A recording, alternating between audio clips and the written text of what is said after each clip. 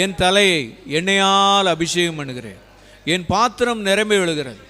தாவீதுக்கு கிடைச்ச அந்த அனுபவம், தாவீது ராஜாவுக்கு கிடைச்ச அந்த ஆவிக்குரிய அபிஷேகத்தினுடைய அந்த அனுபவம் எங்கள் ஆண்களுக்கு கிடைக்கணும். எல்லாரும் கரங்களை உயர்த்தி ஜெபம் பண்ணுவோம். கட்டாயம் கர்த்தர் செய்வார். இவங்க எல்லாரும் ஒரு ஆவியின் ஏவுதல், ஒரு அசைவு உண்டாகணும். இவங்களுக்குள்ள ஒரு அசைவு உண்டாகணும். குடும்பத்தில் இருக்கிற ஆண்களுக்குள்ள ஒரு அசைவு உண்டாகணும். இதுவரைக்கும் அபிஷேகம் இல்லாமல் ஊழியம் செஞ்சுருக்கலாம், அபிஷேகம் இல்லாமல் குடும்பத்தை நடத்தியிருக்கலாம், அபிஷேகம் இல்லாமல் தொழில் செஞ்சுருக்கலாம், அபிஷேகம் இல்லாமல் நிர்வாகம் பண்ணியிருக்கலாம். ஆனால் ஆண்களுக்கிட்ட கர்த்தர் நல்ல பொறுப்புகளை தந்திருக்கிறார். ஆண்டவரே, இவங்க எல்லாரையும் அபிஷேகிக்கணும், இவங்க எல்லாரையும் கூட்டி சேருங்க. நல்ல கையை அப்படி அசைச்சு 4 திசையிலையும் ஆவியானவரே அவங்க இருதயத்தில் ஒரு அசைவு உண்டாகட்டும். அவங்க உள்ளத்தில் நீங்கள் பேசுங்க. ஆண்டவரே, அவங்க எல்லாரையும் உங்களுடைய பாதத்துக்கு கொண்டு வாங்க.